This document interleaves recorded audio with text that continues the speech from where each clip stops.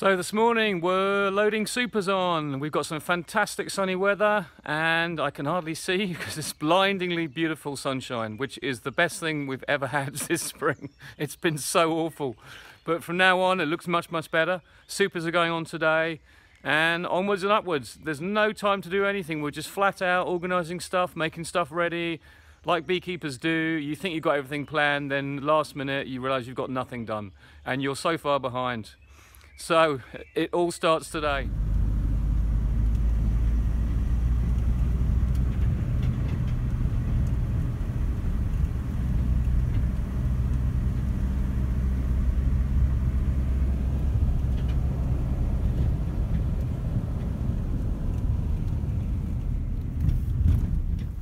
This was that colony we did an inspection on over a week ago, you might remember. On one of my previous videos, but you see we put in, I took one frame of brood out because it was so strong. I moved that frame to there and they've reinforced that, but look at that wax now. You can just see they built everything. That's been built out. This one's been built out, so number 1 and number 10 are now built out. And you can just see, I mean, it's just so full of new drawn wax. Look at that. I'm not going to lift it up anymore, there's no need. This is ready for a super. This is exactly what we're here for today. If you don't add a super to that now, they're going to run out of space because the flow here is so good. I'll just quickly show you over here.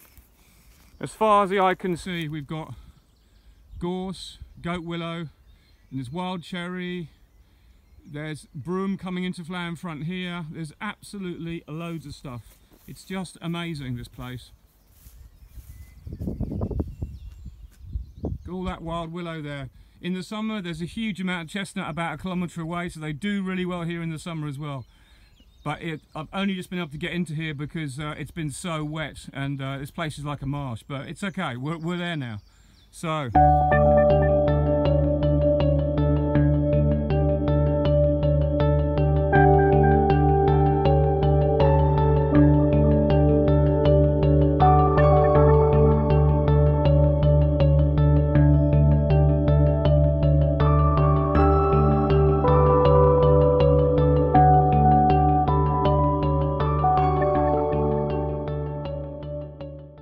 This is the kind of thing we've got at the moment. We've got oilseed rape coming into flower. It seems to come into flower through daylight levels, not so much for temperature, because if you look over there, the white stuff there, that is actually blackthorn. And wherever you look, there's loads of it. There's another load there.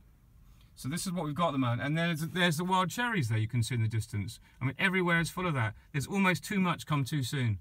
And I wouldn't be surprised if this really does induce some swarming, you know, in the colonies, because there's just like a massive amount of food. Usually we'd have. This is a new apiary last year. Absolutely wonderful place. You can look around you and all you can see is cherries in flower. And look at that, nice cherries there, wild cherries, blackthorn here, and that's just what you can see in the picture. Behind that actually is all chestnut. You can see it's not really in leaf yet, which is interesting. There's oaks there as well that are just coming into leaf, and they'll have a bit of pollen on them soon, because that's quite quick to come out, but that's about normal for the time of year. And we've got also loads of bramble here that obviously will come out in mid-June to mid-July. But this is a fantastic place. But also I wanted to point out that I can't get into this apiary at the moment. I'd normally drive down this, but if I did today, I'd still get stuck. So I've got the wheelbarrow. I'm going to have to just do what I can to get everything loaded in my hand. It's going to be 4 supers at a time by the wheelbarrow, but it's better than nothing, and that just happens. Hopefully when I harvest, I'll be able to get the truck down if we have this dry weather. But that's just the logistics of it, you know. But all these hives have done well. They've all overwintered 20 out of 20 in this apiary, and they were all genetics I made last year from a wonderful breeder queen from the UK. They all mated beautifully, and 20 out of 20 survived the winter, and they're all strong, and they're all going to have a super today because they all had their extra 2 frames last week. And now it's time to give them more room, otherwise they're going to swarm. They're so strong.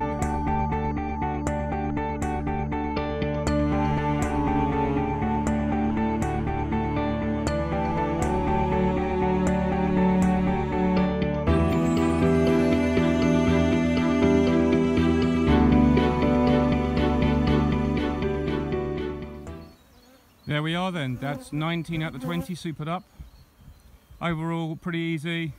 Obviously the distance issue, you could see the pause from when I had to get the wheelbarrow refilled, and at the start they all fell over, as they often do. But that's part of it. That's all the fun of the fair, as they say. But overall, a success. Good morning supering at the other apiaries as well. We've got some more to do tonight and some more to do tomorrow and some more next week. So it's all going fine. This is early spring honey, which will obviously crystallise start crystallising in about 4 weeks. So we've got to be careful. The clock is ticking now.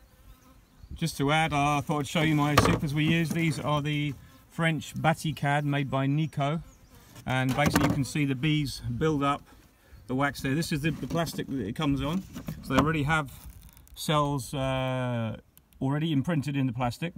If you get any pollen in, sometimes they do bring pollen through the excluder, you can scrape off the wax and then pressure wash the entire frame and it gets it all out. So they're a little bit expensive at the start, but obviously you can reuse them and reuse them and reuse them. And I know you can do the same with wax and wood, like this. You can reuse these. These have been used a lot of times. That's the wax and wood ones. We do have a mixture.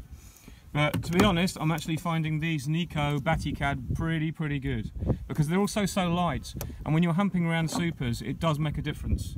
So the idea is we build these out on 10 per box. The standard down on the sides, we have 10, obviously half size frames makes the super, and there's 10 per box. Now once you've got them built and the wax comes to level with the edge there, level with that edge, you can then actually change the configuration of the box. So you can actually put only 8 in, and then they will build. You can have, so 8 are spaced across this box.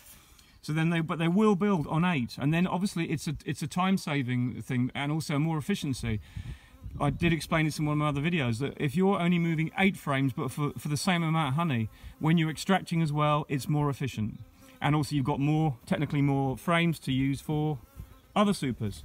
So you need less super frames to stock your boxes. And obviously if you imagine you're paying about €2 each for one of these, so it's going to be €20 just for the frames to go in, but they'll last you a lifetime, and they're good. So it is an investment, like everything. It's all equipment you need, but they will last a long time. So there you go.